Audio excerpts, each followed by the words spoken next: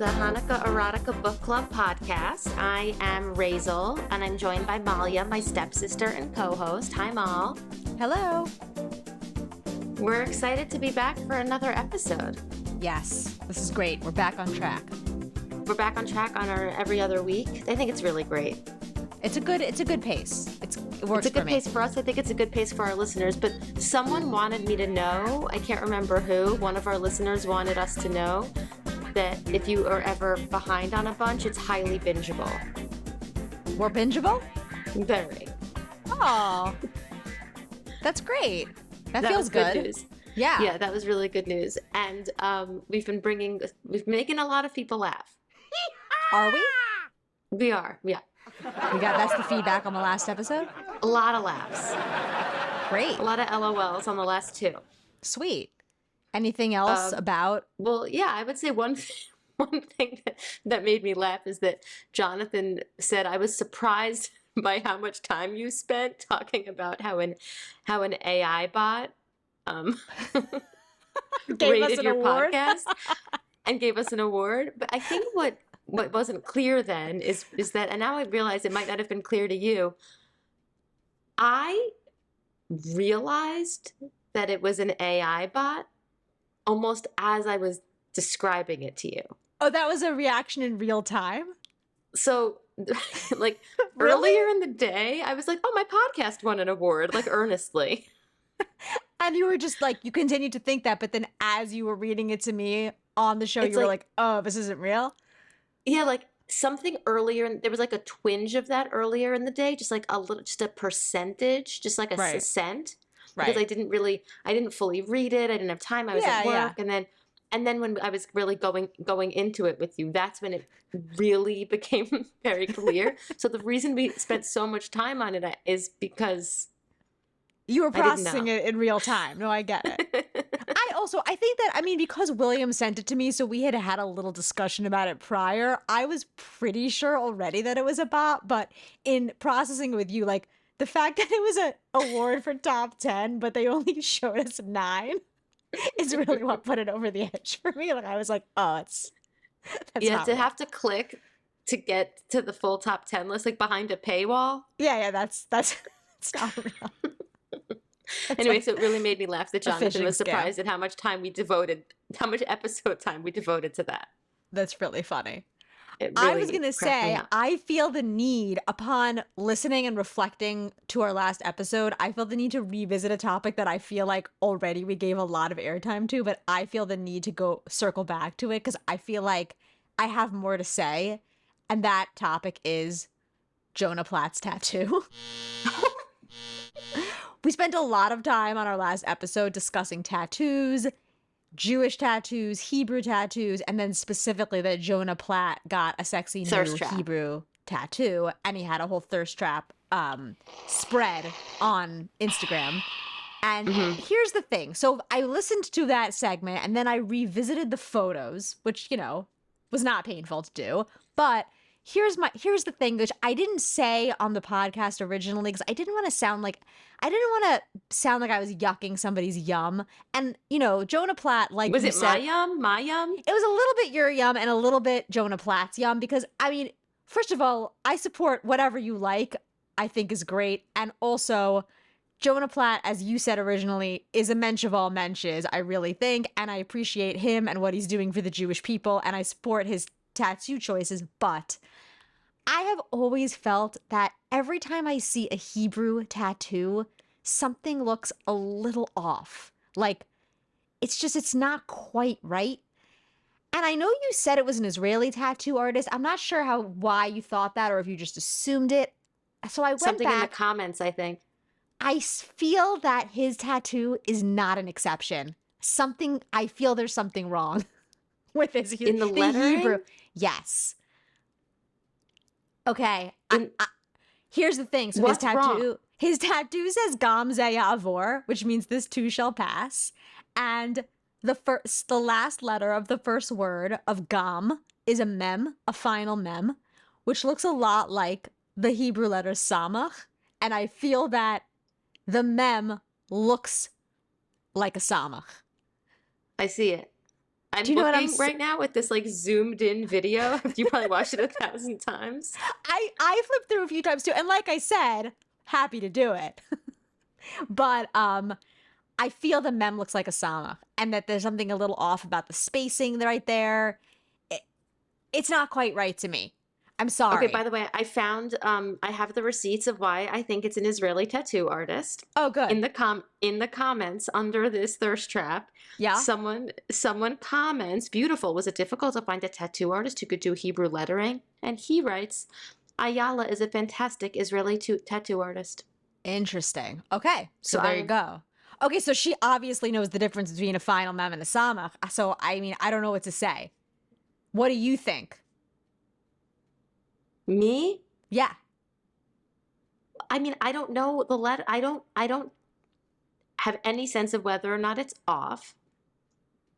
It still looks great to you. I actually see what you're talking about though. So it's like no, there's a roundedness. Yeah, there's a roundedness. I feel like the final mem should be more of a square. Why? It's overly rounded. Maybe that's her artistic choice. Listen, I accept that.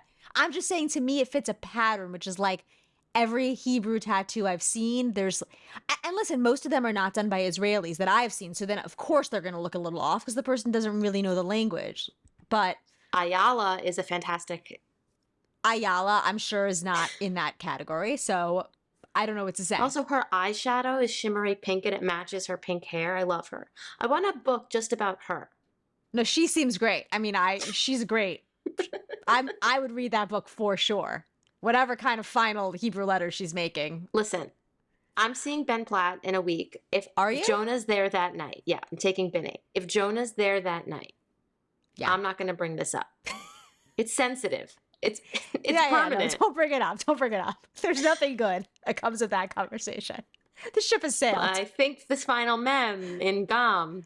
You might want to just take a look at that last letter. I don't know. It looks like it says Gas. Just a thought, Jonah. Love your work.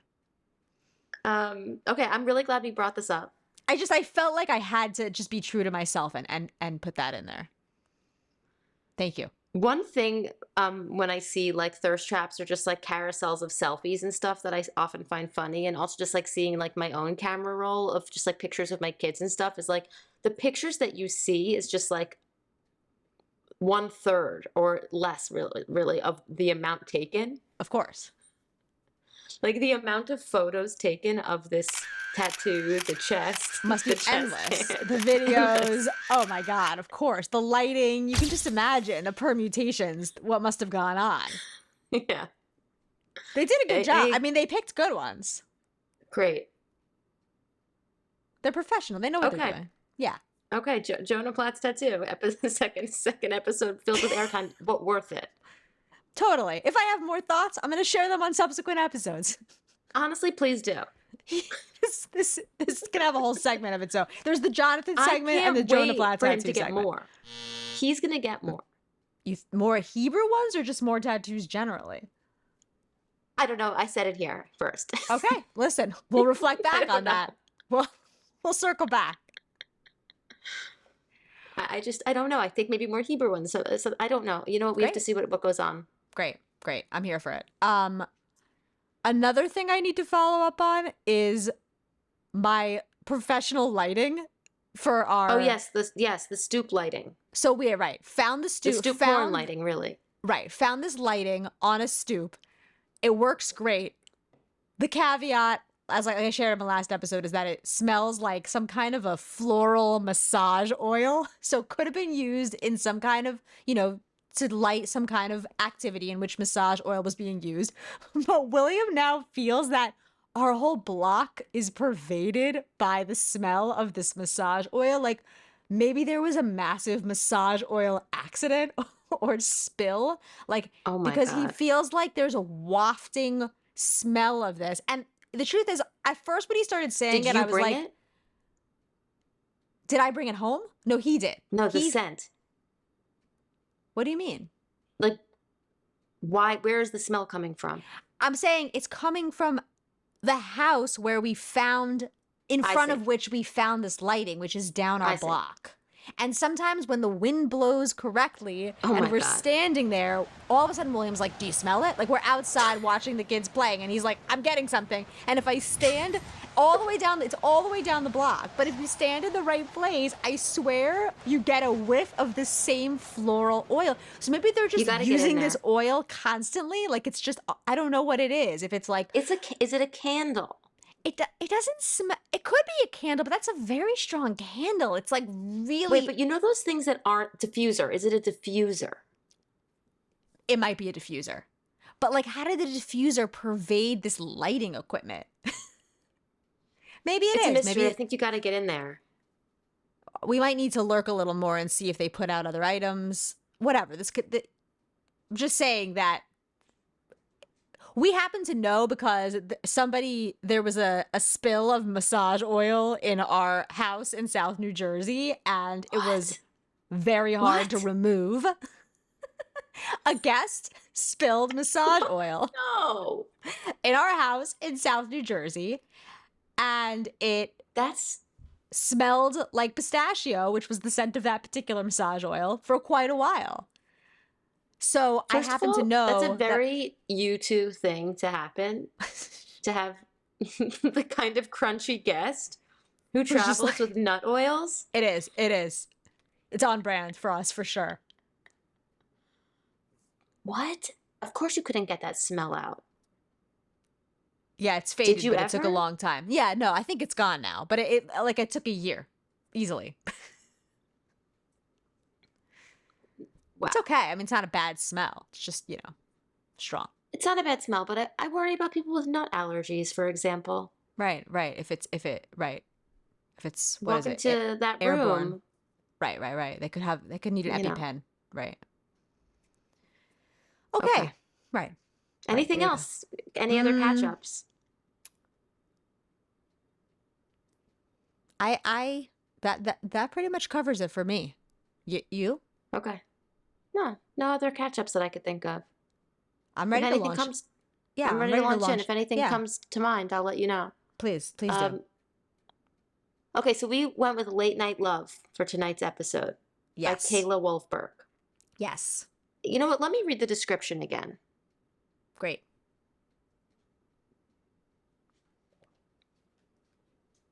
This is taking a while Take your because time. it's not showing it to me. Oh man. I'm just getting the about the author, so probably William's gonna have to spend a little time editing this prolonged 10 seconds out, but I'll have it in a moment. I really take your time. Okay, let's get it. It's coming up. Oh my God, it is not. I wonder if I could make Well. up a description. Well, that would be great. You absolutely could. You know, like Becky does on her podcast. She's so good though. I wouldn't She's even so try to good. imitate her. Hers are hilarious. Yeah, that's genius. Okay, Yeah. I got it. Okay, here's the description of Late Night Love by Chayla Wolfberg. She has her dream job, but her co-host is a nightmare. Emily Beckerman has the dream job as a writer on Live from New York, a world-famous sketch comedy show. But what she really wants is to write for the legendary Weekend Update segment. When it becomes clear that the current host will never give her that chance, Emily takes matters into her own hands and replaces one of their jokes with her own. She never expected that her moment of revenge would cause an on-air meltdown that got the show's head writer fired. Emily is even more surprised to learn that she's going to be his replacement because Live from New York is dangerously close to being canceled. The only problem is Chris Galloway, the other Update host and head writer. Emily and Chris are both convinced that they know the best way to save the show, and neither of them is happy about being forced to work together. But Chris isn't who Emily thought he was, and when their animosity gives way to white-hot chemistry, she realizes that Live from New York isn't the only thing at risk. So we got Yes. another Saturday Night Live world show. And by another, I mean romantic comedy, which we've not done on this book because it wasn't a Jewish on this podcast, I mean, because it's not a Jewish romance, but we've both read romantic comedy. Yes, and I Like, always wonder like about when that kind of thing happens. Like romantic comedy came out, I don't know how long ago, like within the last what 2 years. I think it's pretty new, yeah. Yeah, and then a book like this comes out. I just wonder like, did the author of Late Night Love see romantic comedy come out and be like, damn it, she got my plot line, like beat me to the punch, or is it like does it not matter? Like, what happens when two kind of similarly similar world Well, it's like the stories come setting out? was similar. It's like the setting Right. was similar, but the storyline, the love, the Of story, the course. plot was, it's like the setting was similar. I don't know what happens. I'd love to talk to Kayla about that because Right. I just don't You know. said Kayla will be But fun to talk to. I agree. I really think so because obviously she's hilarious. She's very funny. And this is like she did a really good job. Like I thought Curtis Sittenfeld's a hard act to follow. And I thought like this book did a great job painting the world of this show. It was really good, and I think because of how much I loved romantic comedy, and Curtis Sittenfeld's such a great author, and she's written so many. Yes. This is a debut novel, Late Night Love. So, Oh, is it a debut I novel? really, I don't think I realized that. I'm pretty sure it is. Amazing. Wow. Yeah, and she did such a good job. I mean, the thing is, I don't know if you read the like note from the author in romantic comedy, but I Curtis don't Sittenfeld remember. listed all of the research that she did to paint that world, Mm, and it was like so much research got it.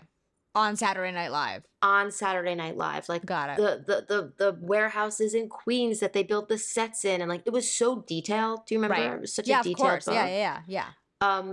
But like Kayla really did do a very good job of painting the world of the show, of the people who work on the show. A little bit of the actors and music acts who come on was a part of it. The after party was a part of it. Obviously, Weekend Update, and um, it was the jokes. Like this book is funny. It's very funny. And it's more, I mean, I think it's more like Curtis Sittenfeld's book was really trying to like it literally laid out for you like a blow by blow in like a week on Saturday Night Live. That was not the goal of this book. This book was much more really focused on the characters. Right. And Their the connection. dialogue. It's also pretty dialogue heavy. Like it's Oh, for sure. yeah, which is great. For sure. So here's what happens in this book. So, okay, as you know from the description, Emily basically has an opportunity to like slip a joke in, and she can't stand the person who does Weekend Update, this guy Alex, seems like a huge problematic person. It's like a dick. He's like Just a an asshole. one-dimensional just asshole. Like there's Yeah, nothing he's just an redeeming asshole. about him. Yeah. Straight up asshole. Yeah. And she puts in like some kind of like penis joke about the size of his penis being small. Right. And he reads it. She like pretends to be editing the script or whatever and puts this joke in. He reads it on air and completely loses it. Right. Like throws a tantrum and pulls his pants down and gets fired on air. Right. And it's funny because this was the first tip to me that I really was going to like this book, because that's the kind of thing that generally I would be like, okay, like, come on, like that's so unrealistic. Like he's really going to lose it on air on a live show like Saturday Night Live and start freaking out and literally pull his pants down all because he like accidentally read a joke about having a small penis. Like that just seems ridiculous. But I was already so like enjoying just seeing an asshole go down that I didn't even care. You know what I mean? Like I was just like, Totally. yes. Yeah, and he just like, and the other thing that's a pleasure about this book is that the Lorne Michaels character is a woman named Jessica. Yes. And I like that I like that it's this woman Jessica who's like addicted to Diet Coke because like because she hates this guy Alex too. And like of course anyone would have, but like she fires him, Emily's hired, and this whole kind of thing starts. But her and Chris, this is an enemies to lovers book. Like they do not get along. She's attracted to him from the start. They sort of have some kind of flirtation, but not really. Like they weren't nice to her, right? Like they really didn't let her write at the beginning when it was Alex and Chris. Then when it's Chris and Emily, like at the beginning, he's not really it's not working. Like, and also the other thing about this book is that they need to like say the show's going down. Like Live from New York, the Saturday Night Live show Live from New York is getting canceled. Like no one's watching it anymore. And like how Weekend Update gets, whatever, back on its tracks. Like they're basically like single-handedly holding the show on their shoulders. Right. They're like the last There's a lot of pressure. Effort to like save the show. And he's very angry at her because he knows that it's because of her that Alex, who was the head writer and also his like writing partner, got fired. Right. So that's how it starts. They don't get, he's pissed at her. Right. They don't get along. They're like, it's really not working. And so they sort of like try to like write joke. Well, at first he's not even letting her write jokes, and like they're writing side by side, and they're like awkwardly kind of like taking turns reading jokes, but it's so not in sync, and like they sort of bomb like the first couple of times that they're on air. Yeah. It's like they're really, I like all the work she's putting in to make this connection happen. So you're rooting for them. Totally. And you're rooting for her. I mean, she's just like, she's talented, but she's also relatable. Whereas I a little bit felt like the character in romantic comedy was not so relatable. The lead character in romantic comedy. The writer? The protagonist. Yeah, the writer. Yeah. Was not really so relatable. She was just like so kind of cool and together. Whereas the main character here just seems much more human. Like she's talented, but the book also talks about like her mental health struggles and like, I don't know, her There's like family. body positive stuff. There's weight stuff. Yes. There's like a mom kind of pressuring her. I like her mom in the book. Yeah. But like there's definitely like some pressure to date from her family. Sure. She's from Long Island. She bought a place. It's being renovated. She's like sleeping on her family's couch. I don't know, her cousin or sister or someone. Her cousin, I think. Oh, and I like that there was this point where it was like her mom's pressuring her to like her biological clock is ticking, and she's like, since you turned 24 6 years ago, then she's like, your biological clock is ticking. Then she's like, I know, you froze your eggs. Like there's just like this casual allusion to like, oh, she's a 30-year-old that's already frozen her eggs. Like, I don't know, like that's just kind of like what everyone's doing that I thought was funny. Yeah, it's like she's from Long Island, that's what they do now. Yeah, it used to be a nose 30. job over Pesach. Now it's you froze your eggs. Right. You're 30, you did it, done.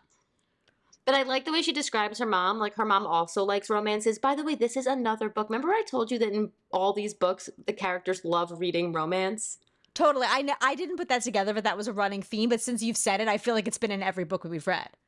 Yes, in so many romance books, the main character loves reading romance books. It makes sense to me, but like this is another character who loves reading romance books. And also I think is a way to be like, I'm a romantic, or like this character's a romantic, or like this character's horny. Totally.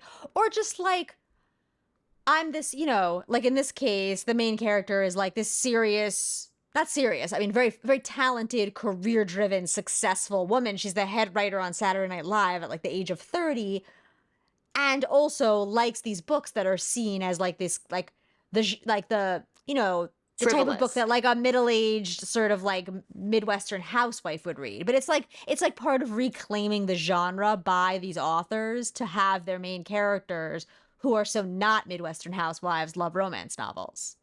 Yes, exactly. Like I think like in the Rip, like the Rip Bodice is doing that also. Totally.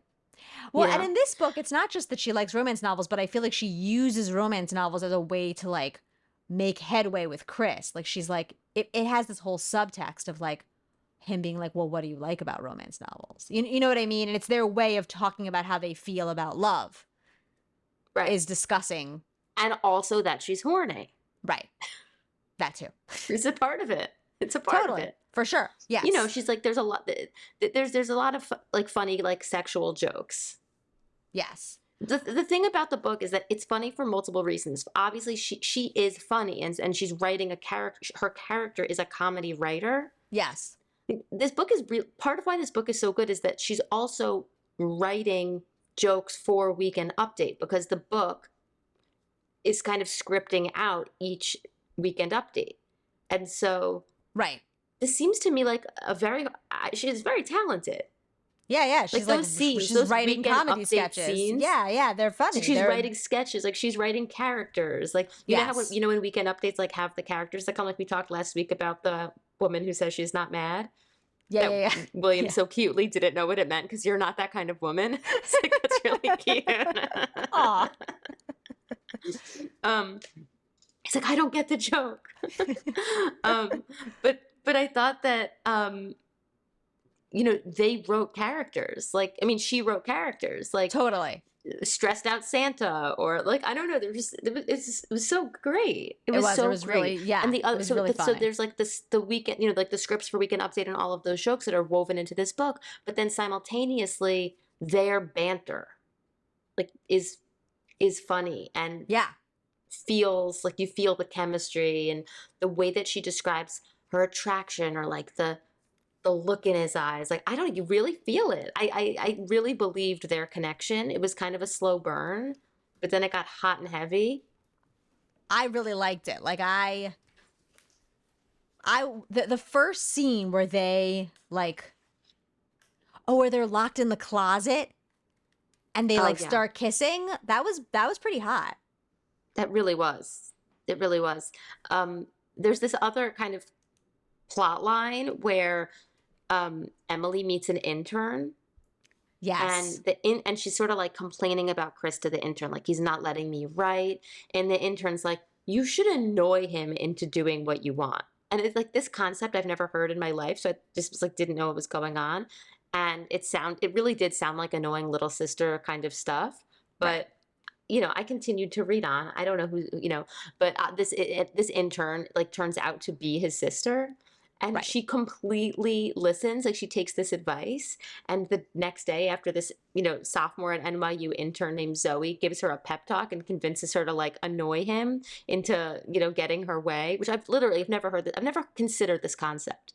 Like, to annoy someone, how would that even work? Like, to me, being annoying is the worst thing to be. Like, if you're annoying, totally, it's not gonna, like, then they just kick you out. They're not going to be like, come here, just do it. But I do want, except that sometimes, like, there's I feel like this, like, I'll get badgered into just being like, okay. Yeah. Like, she lights 1 million candles. Like, she dumps massage oil in the office, basically. And like porn oils. And she lights all these different candles that are like conflicting scents. Like, just like so many candles. Yes. Oh my God. That's a headache. That image is really torturous. Yes.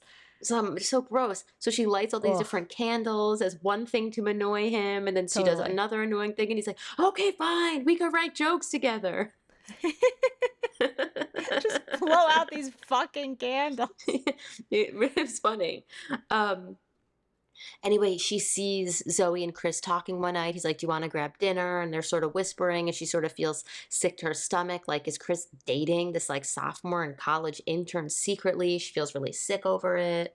And then she discovers another time after. I thought that was a little funny. Like, she's like, this intern can't be more than 22. Chris is 33. How could they be? Then I was like, is that really such a big deal? Like, it's in Hollywood. No, you know what it is? I was thinking about this too. I feel like there's a thing for some people where it's like, obviously the age doesn't matter, the years don't matter, but being in college does. Right. It's like as soon as they graduate, everyone's fair game. Right, but it's like you're college, you're still like a kid in some ways. You're in college, yeah. I hear you. Like, he's a grown-up. Right. True. But it turns out it's his sister, so there was other reasons why they're not. Exactly. There's larger taboos here. But this idea that like Zoe liked her so much and was sort of like on her side to kind of make, it was I liked it. And also she kind of sees the chemistry the whole time. A lot of the cast and their friends see the chemistry and are a little bit onto it before they are, and so they kind of create a scenario where they force these two into a closet together. Yes. And lock it from the outside. And this is the scene that you're talking about where they make out in the pitch black closet. Yes. That was totally sexy. But then they kind of get interrupted because they come back to open the closet up. Yeah. You know, another thing that this book has that I like is like, you know how sometimes we read books and I'm like, I want more of the texting. I want more of the comment section on the pictures. Like, we did get some of that. Now, I could still use more. I could use more.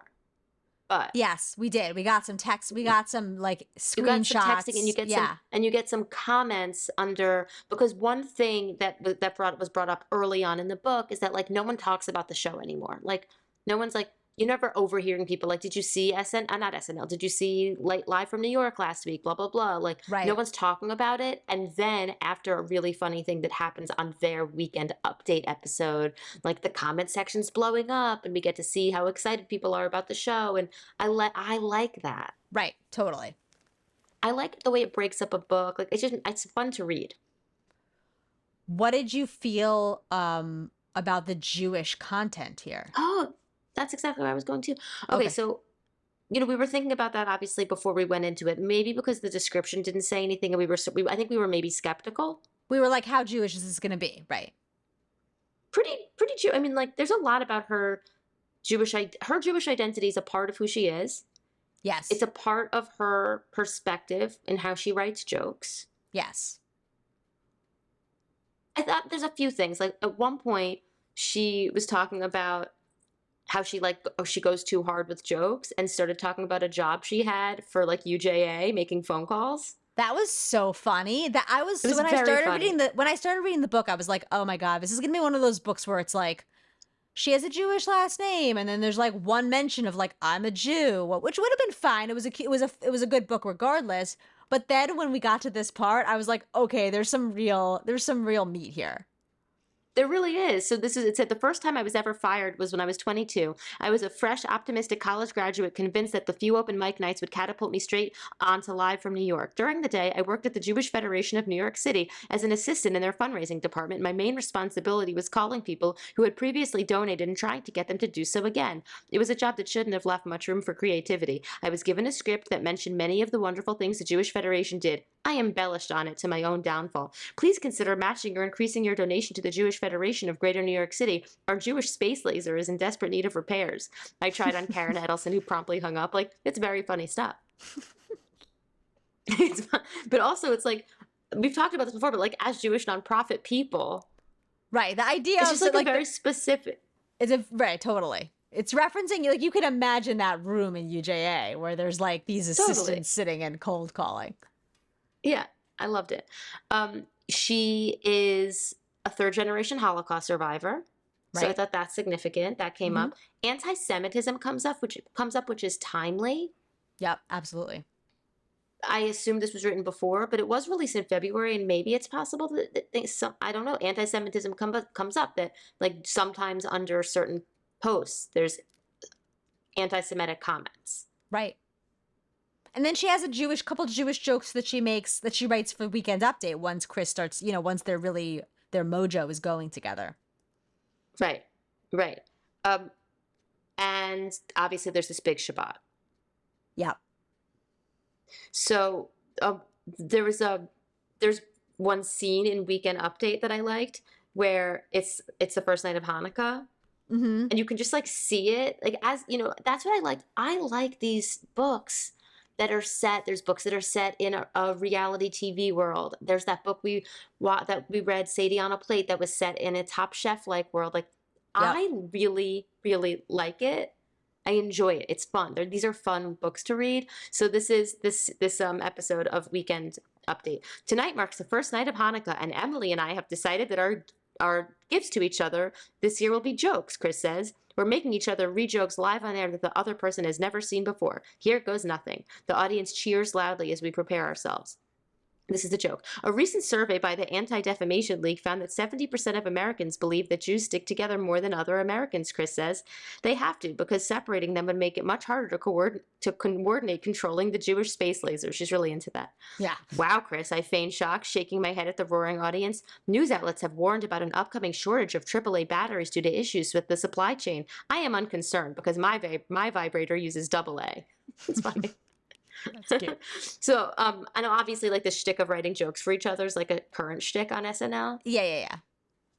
But I just enjoy, I enjoy reading it, and I enjoy that her Jewish identity has an impact on the way that she writes jokes for her non-Jewish partner.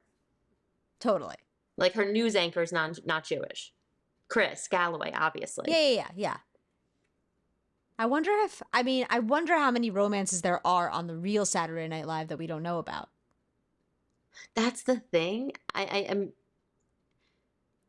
I wonder if we could have an entire podcast just on that. Like, I just feel like when you dive into this world and like all these, there's just so much. I don't know. There could be tons of different books set in this kind of world. I don't know. Totally. We'll look into it. Okay. I was surprised based on the way the book was going and the kind of like Jewish identity I was picking up from her. Right. I was surprised that there was a big Shabbat dinner as a part of it. Right, because she's very like, there's the part where she's like, I feel like a lot of these books have this type of token thing where someone's like, but I've seen you have shrimp cocktail, and she's like, there's different ways to be Jewish, or like, don't tell me how to be Jewish, or like, what I feel like that's a trope in these books where it's like, yeah, I have shrimp, but I'm a proud Jew. Like, it's, I don't know. Yes, Raizel and Solomon's books are very much like that. Yeah, totally.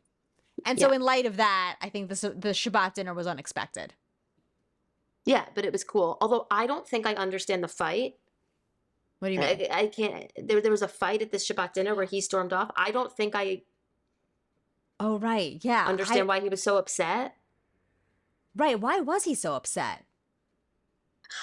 Well, okay, Chris doesn't have a very close family like she does, so I don't know if that was just bringing up stuff for him. And also his relationship with Zoe was actually newer. Like, she was a sister he got later in life. Yes, he reveals to her, like, this whole drama with his family, where she was, like, the secret half-sister that his dad his dad had an affair, and she was the product of it, and he only found out about her when she was a teenager. And basically, like, it tore his whole family. It tore them all apart. Right. But how did anyway, there's this... It's just he's on edge at the Shabbat dinner. Right. Something makes him explode. Yeah. And then there's like, obviously, they kiss in the closet, but then after they kiss in the closet, he sort of like, laughter's a super drug, and like that was kind of a mistake, and totally we got caught up in the moment. I lost my head. Right. And they go on hiatus. I like the way that she brings up like the SNL hiatus, because I know that that's like a thing for the people who work on SNL. Like, they're so busy when they're busy, but then like they get these breaks. So like the kiss was right before that, and then she has like all this time to just like literally do nothing, but just obsess over it. Totally, of course. And she's hurt. She's really hurt and was really excited. So she's like kind of brokenhearted. She's devastated by it. But then it's like, it's back. Like, he's like, no, I didn't mean that. And they're hot and heavy. Yeah. And they're out one night before this happens. Like, he like tells her how he feels, and they're hot and heavy, and they go back to his place. And she's like, where's Freddie, his dog? And he's like, he's with the dog sitter. He sent the dog to be with the dog sitter so they could be alone in the apartment. I've never heard of anything like this. It's like sending your kid away if you're like a single parent. Like that, sure. Right. But like, would you do that with a dog? But like people, you could have sex around the dog. Right. Like, what's the dog gonna do to ruin your sex? Like, get up onto the bed? Like what's it? Like, start nosing into the middle? Like, what is? I don't know. I mean, listen, like Mitch did have to train Minnie out of the bed when we started dating, but it worked. She was in the bed. He trained her out. But I wasn't like, Mitch is coming over, so I'm going to send Minnie away for the night. Could you imagine? No, I've never heard of this. Has anyone heard of this? Sending a dog away? I'd love to know. I wonder. I've never heard of that either. Yeah. It made me laugh. I don't know. I could see, though, how it would be an issue. If you have a needy dog, it could be like a kid. Like, if you have a kid and they're used to not sharing you with anyone. Let's say you have to take the dog out for walks. Yeah. Let's say you have to take the dog out for a walk at this time and then at that time. And, okay, you don't want to interrupt the night. Although I do think that it's, like, important when you're starting something to sort of be like, this is who I am. Yeah. Who I am. I'm a person who has a dog, who has to walk this dog at all these different times. Right. Like, I could pretend to not be this person for 2 weeks, but then I'm going to be it again, so why bother? Yeah, I have Freddie. Right. Yeah. And there was that book that we read where that couple. Sorry, this is like a random thought, but there was the book that we read with that couple where they adopt the baby like as they're getting married. Do you know what I'm talking about? The book we read about the girl who was like struggling with infertility and she was from, and then she winds up marrying her non-religious boss at the jewelry store. Yes, An Unorthodox Match by Thank Heidi you. Shertok. There you go. Yeah. That. And it was like they were getting married and also adopting like a newborn. And I feel like that, I mean, I don't know, like a newborn could be very disruptive to a relationship, obviously, in a number of ways. Usually you think like you already have you have some time, just the two of you, before you get to that stage. They were just jumping right in and integrating the newborn. But then again, like you said, they both wanted kids, so why not? Yep, this is me. This is me. I have this baby. That's what's coming up for me now. So there you go.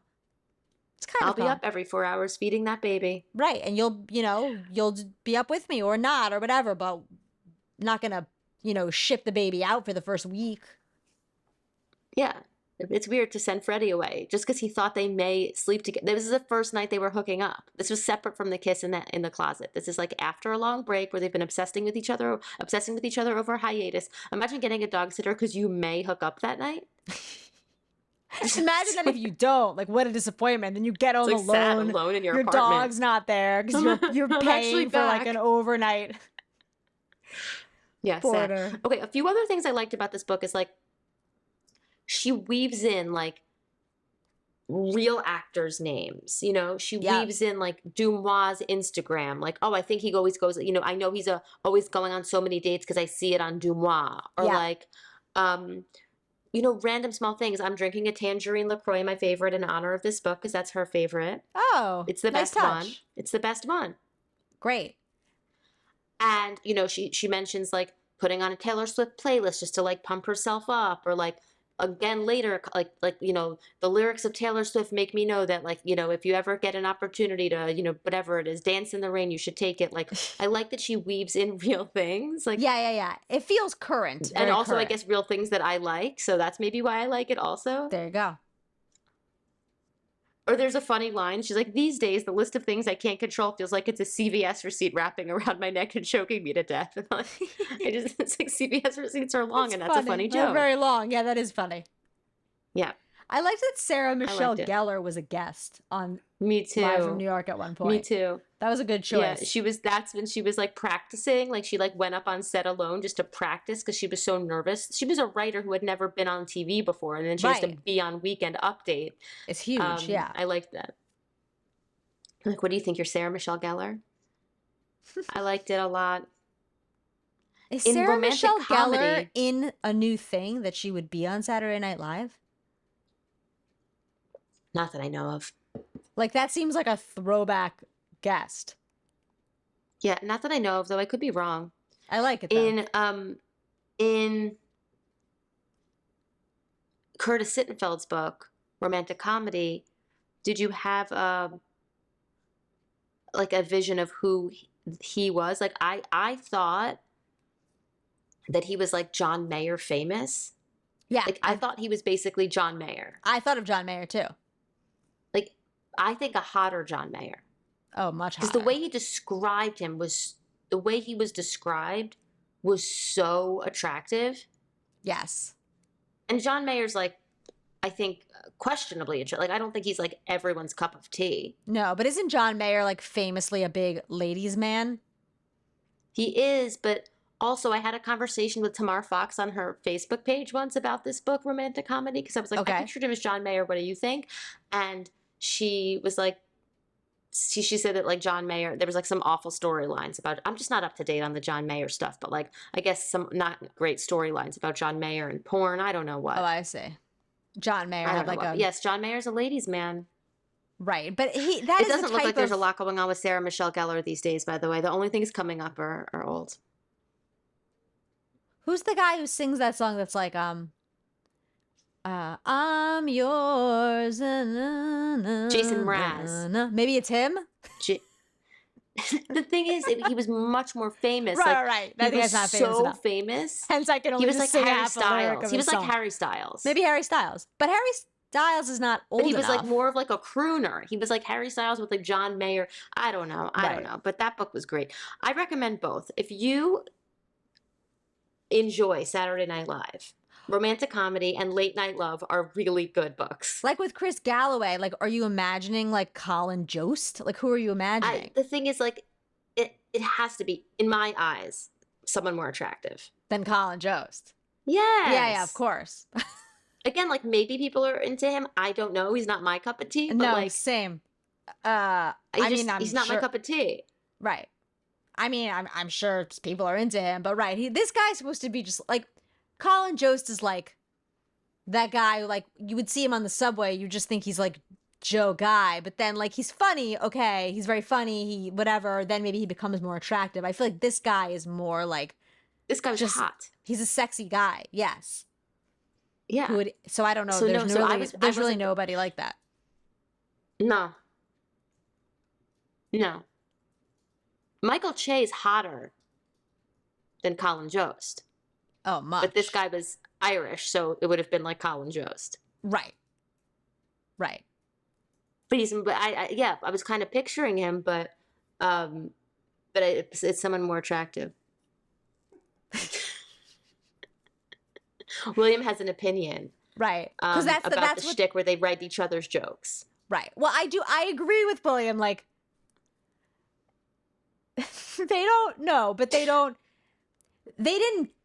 the book didn't really play up that part of it. On the real Saturday Night Live, when they do the shtick where they write jokes for each other, it's like supposed to be these like very taboo jokes that they're saying, and they're like so horrified by what's coming out of their mouth, and it feels a little over the top.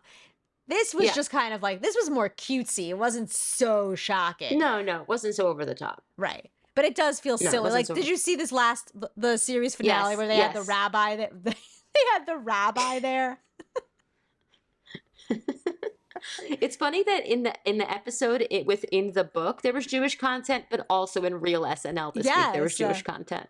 Because it was like the last series finale, they had like the black activist woman there to witness that, and then this time they had the rabbi, which like, these people are actors, right? Like, that wasn't an actual rabbi who was sitting there. I think it's I think it's someone doing a bit. It's a bit, yeah. But again, just like her widening her eyes, like, what? Yeah, I saw it. The whole thing's kind of silly, yeah. But I like that it's referencing that. That's funny. Yeah, it's funny. I'm glad that I like that it's woven into the book. I like it that, like I said, I like those characters woven into the book. Stressed out Santa was very funny to me. That was very funny. I just thought it was great. I think that this was like, I'm so impressed by this book, really. The sex was very sexy. It was like, this book went from being like funny, bantery, like SNL, like, 30 Rock, like all that stuff, to just like, whoa. Yeah, it took a while to get to the sex also. Like, they made you wait for it. Like, they drew it out. Like, this was no Snowbound in her boss's bed. No, it wasn't. Like, I or think it was Viva like Blakeman's books. No, not that or either. Hot Lumberjack. Right. Not all of those. Like, it was like 75% of the way through the book, I feel like. Yeah. But no, it was good. They were both like, they were into each other. They were not self-conscious. They were, But the thing is, like, in some of the descriptions I'm reading, it says that, like, there's, like, plus-size representation. Like, I don't know that if I missed, like, the thing of... I know that she was curvy, I guess. I don't know. I may have missed some of the stuff about her body. Right. It talked about, like, wearing things that hugged her curves. And then there was, like, a mention at the beginning about how she was, like, had a period in college where she was very focused on, like, calorie counting or something like that. So I don't know if we were supposed to take from that, like... she's dropped calorie counting and now she's plus size. Like, I don't know. I don't know. Right. There was nothing overt about that. Yeah, I don't know. But some of the descriptions kind of seem to think it is. But she's also, like, she's sexy. Like, there's a scene where she's going to her first after party, because as a writer, she didn't used to go to the after parties, but now she's on Weekend Update. She's going to the after parties. She wore, like, a silver one-shoulder bodysuit and black high-waisted jeans with little black boots. I was like, I want that outfit. Totally. Sounded great. That sounds great. And also, there was was it that after party where Alex showed up again and started being an Yes, asshole? Alex showed up at that. And I really liked that scene. Like there was good chemistry there because Alex showed up, kind of started berating Chris for not like standing up for him enough, and at that point, Emily and Chris are still kind of enemies, but Emily like defends Chris, and he's just like really turned on by how much she just like comes to his rescue. I thought that was really, I liked that. That was sexy. Yeah, to she me. she like physically got in the middle of the two of them. Yes, To like exactly. not let Alex hit Chris. Yes. Yeah, she was like the knight in shining armor. That was cute. I like that a lot. Also, I liked there was a scene where he starts talking about his family or maybe how he doesn't want the show to die and just like starts crying. Yeah. And I was like, but he wasn't like weeping. It was just like, right, you know, a few tears. Mm-hmm. I really like that. Yeah. Like, totally. I like that. That's nice. A man who can cry. He's in touch with a man who cries. Totally. Love a man who cries. Yeah. Yeah. Really nice. Really, right, but really not nice. over the top. Just like, you know, appropriate. Not over the top. Emotional. And then there's like a kind of the finale. Isn't the like kind of final grand gesture romance like in shul on Rosh Hashanah? Oh, yeah.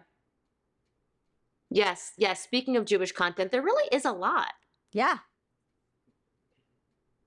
He like shows up at shul. Yes, I forgot about that.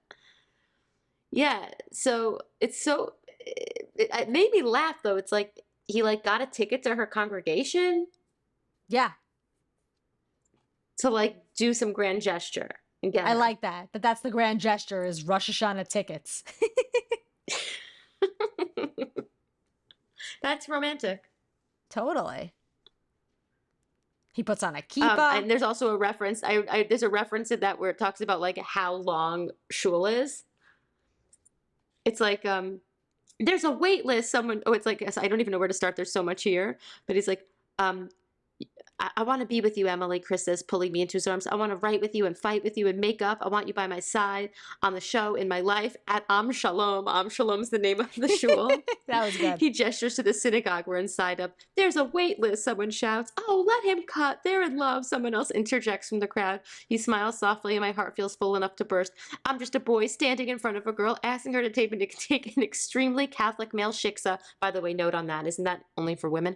With her to 5 hours of Rosh Hashanah services. We're reformed, so it's only 2, the rabbi clarifies into the microphone. That's funny stuff. That's a good scene. Like, that could be the next Jonah Platt Hanukkah movie, I feel. That is really funny. So what do you say, Benjamin? He traces the pattern.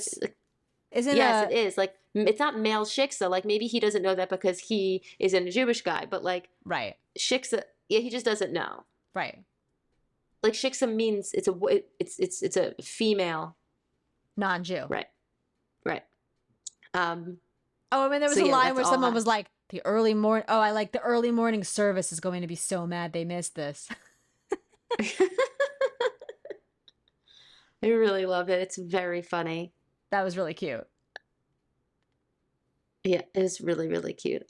It's very funny that he went to Am Shalom. Thank you so much for bringing that up. And then later he's like, besides, I look hot in a kippah. Then it's like, unfortunately, any ideas that I have about ripping Chris's clothes off and showing him exactly how much I've missed him over these past few months are quickly checked by the reality of a relatively unsexy holiday. Rosh Hashanah isn't as bad as Yom Kippur, but it's definitely not the sexiest Jewish holiday. That's Purim, hands down. Thank you. Chayla, are you a listener? Chayla, you said it. We say that if you're not a listener, we say that all the time. Yeah. It is the sexiest Jewish holiday. Right. Wow, I totally missed that line. That's so good. Yeah, I highlighted it. Great. Yeah. That's so validating. Fun. It really is. It's so validating. It's 100% true. And now it's just, it's etched in stone in this book. Although I think Rosh Hashanah can be a sexy holiday, but agreed. I mean, agreed. Yom Kippur certainly isn't, but Rosh can be. No, Yom Kippur is not, right? So fun. It's prohibited. Sex is prohibited. Right, of course. Really fun book. In the acknowledgments, Kayla thanks like Jewish Bookstagram and all the support since October 7th. So maybe maybe there is some more anti-Semitism that was written into the book since. I'm really not sure, but I loved it. I really recommend it. It's really fun. Totally. Really fun. It was fun. It was believable. It was sexy. It was really funny. And there was a lot of Jewish content in there. Agreed. And I really, the chemistry between the two main characters was just really good. Like, I really wanted them to get together and it felt very fulfilling. Absolutely. Yeah. A+. I hope also if this is a debut, I hope we hear more from her. Yeah, also she works as an assistant in the entertainment industry. So like I'm just very impressed by these people like Dahlia Adler, her, like also most of the people we write are like they have other jobs like Roz Alexander. Like I don't understand. I know they're getting home and like why, they're like writing this stuff at night. This is a masterpiece. It's really impressive. It's amazing. I agree. How do they do it? Last week? Yeah, go on. I wish I knew. Chayla Wolfberg is a writer originally from Chicago, but now living in LA. By day, she works as an assistant in the entertainment industry. By night, she fights crime. Just kidding. She watches TV, reads romance novels, and tries to find the perfect chocolate chip cookie recipe. You can find her on Instagram and TikTok at Chayla Wolfberg Writes. And writes books. I mean, what do you mean, chocolate chip cookie recipe? I know. This book's incredible. I can't imagine having a day job and being able to do that. I know. I can't wait to see what she writes next. Yeah. Really fun. Great. Okay. Thank you, Kayla, for this book. Yes. Okay. Should we pick our next book on air again? Yeah, I think that's going well. Okay. So we haven't talked about this yet, but next month is Pride Month. Right. So I was thinking, maybe at least for our first book, maybe we could do another queer book. Yeah. And we also haven't done, do you feel like we haven't done YA in a while? The reason I ask is because there's more queer YA than, there's a lot. But are you feeling we've done YA recently? I feel like it's been a while. No, we haven't. And I'm now officially a fan of YA. So I'm up for it. Okay, so let me read you a few options. Mm-hmm. One or two, maybe two or three, and we'll pick. Great. Okay, this is a book called Sizzle Reel. Sizzle Reel, a novel. An unput-downable queer coming-of-age rom-com about life and love in Hollywood. Both an irresistible love story and riveting exploration of Hollywood dynamics. I already love it. Rachel Lynn. Oh, that's a review from Rachel Lynn Solomon. So I love. Okay. Nice. For aspiring cinematographer Luna Roth, coming out as bisexual at 24 is proving more difficult than she anticipated. Sure, her best friend and fellow queer Romy is thrilled for her, but she has no interest in coming out to her backwards parents. She wouldn't know how to flirt with a girl if one fell at her feet, and she has no sexual history to build off of. Not to mention, she really needs to focus her energy on escaping her emotionally abusive, but that's Hollywood talent manager boss, and actually get working under a real director of photography anyway.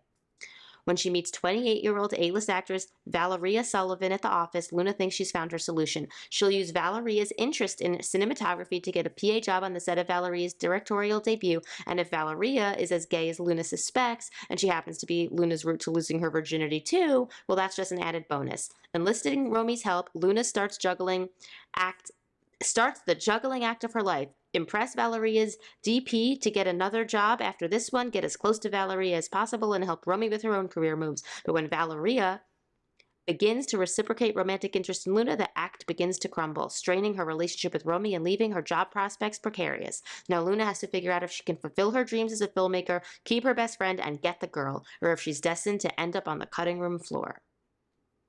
Well, that was a complex Why did I think description. This book was very complex? That was honestly a mouthful.